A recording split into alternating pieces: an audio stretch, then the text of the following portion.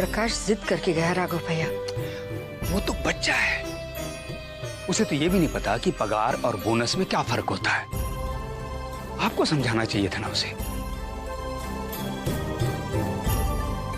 बाबा बेटा, समझाओ अपनी माँ को, समझाओ बहना को कि उसके भाई को दुख होता है जब वो इस तरह बेगानों जैसे व्यवहार करती है।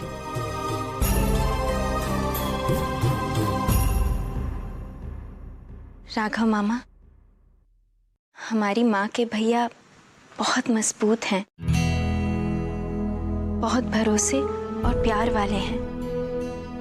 उन्हें अपने बहन के प्रति जिम्मेदारियों का भी बहुत एहसास है। मामा, हम भी अपने भैया में ये सभी गुण देखना चाहते हैं।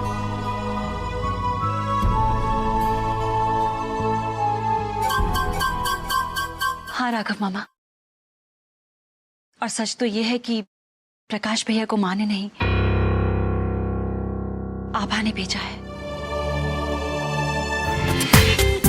पूरा एपिसोड देखिए ZEE5 पर। आप ख्यालों में खोए हुए हैं शायद। काफी देर हो गई ना। प्रकाश भी नहीं आया अभी तक और न राघव। आप चिंता मत कीजिए, आ जाएंगे। नहीं, हम चिंता नहीं कर रहे हैं चंद्रप्रभा।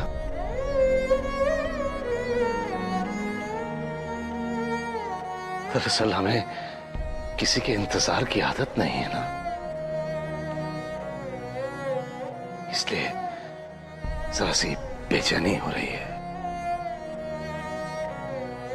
और प्रकाश, वो कभी इतनी देर घर से बाहर रहा भी नहीं, तो इसलिए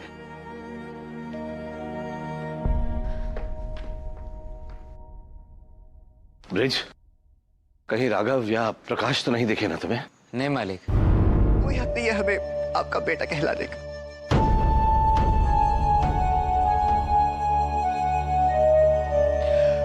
नहीं है हम ठाकुर, नहीं है हम ठाकुर, नहीं है हम ठाकुर, नहीं है हम ठाकुर।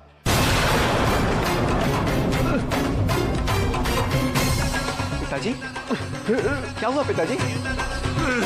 पिताजी, पिताजी,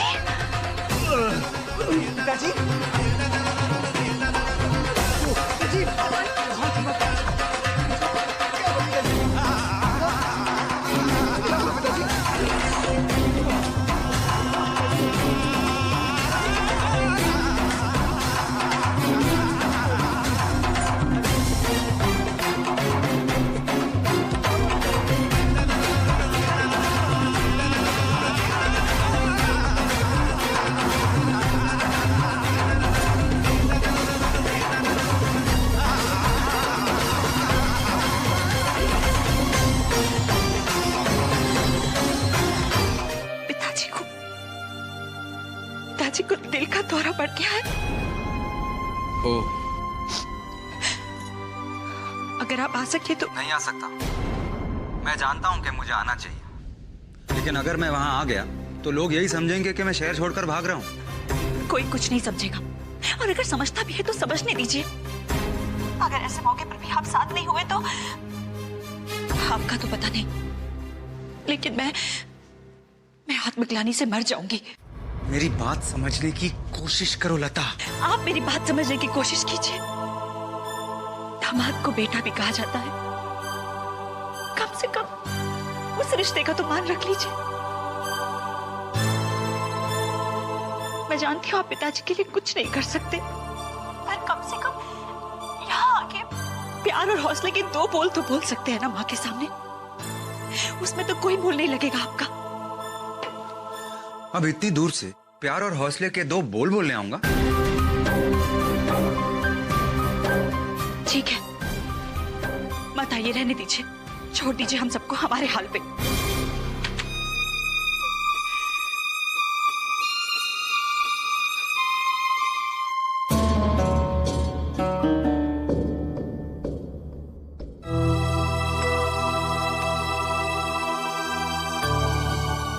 कोई बात नहीं बेटा, सब ठीक हो जाएगा। तुम जाओ, बहना के पास में आता हूं। जाओ।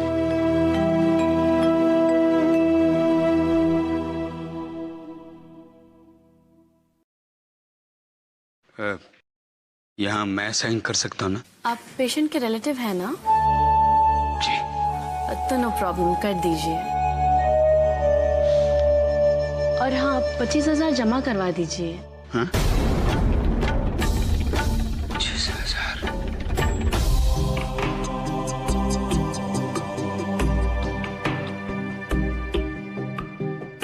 पैसे तो चाहिए होंगे माँ।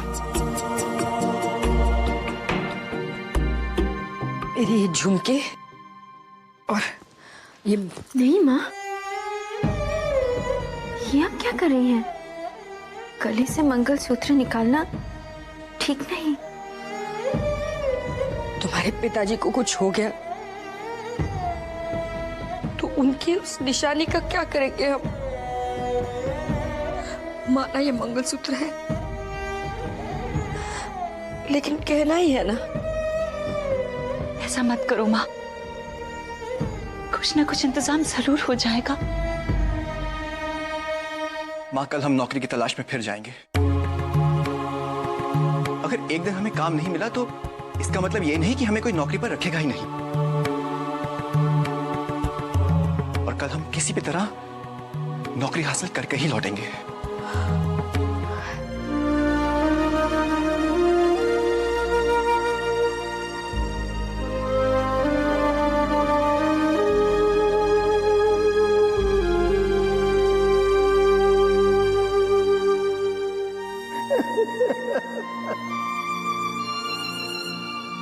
ठाकुर ने हमारी बेइज्जती कर दी। बड़ी सभा में हमारी बेइज्जती कर दी सरस्वती। अपने बिटुआ के साथ, अपने जग्गू के साथ लोग हंसते हम पर। नौकरी छूट गई हमारी, कोई हमें काम नहीं देता।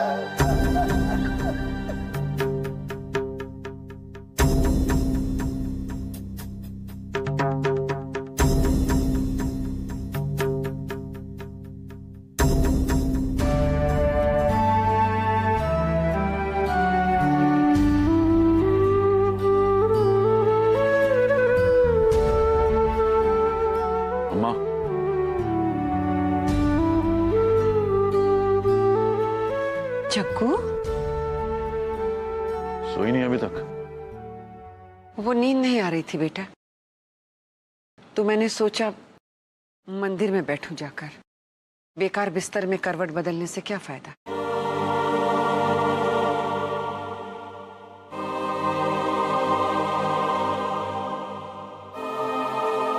जब से स्वर्ण भवन में आया हूं, मेरे साथ भी यही हो रहा है अम्मा। अचानक रातें लंबी हो गई, कटती ही नहीं।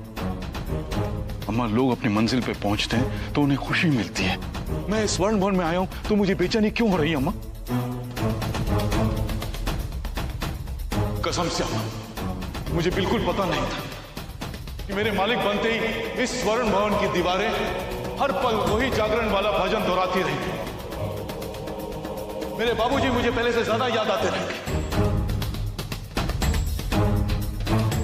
ये मंदिर, ये दालान, ये तस्वीरें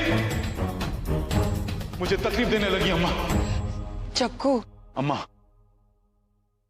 बाबूजी की बेइज्जती का बदला पूरा नहीं हुआ है।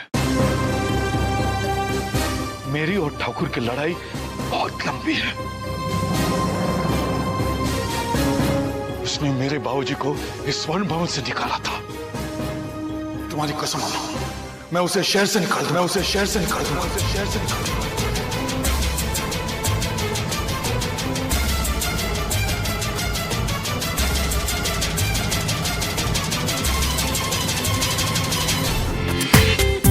पूरा एपिसोड देखिए ZEE5 पर।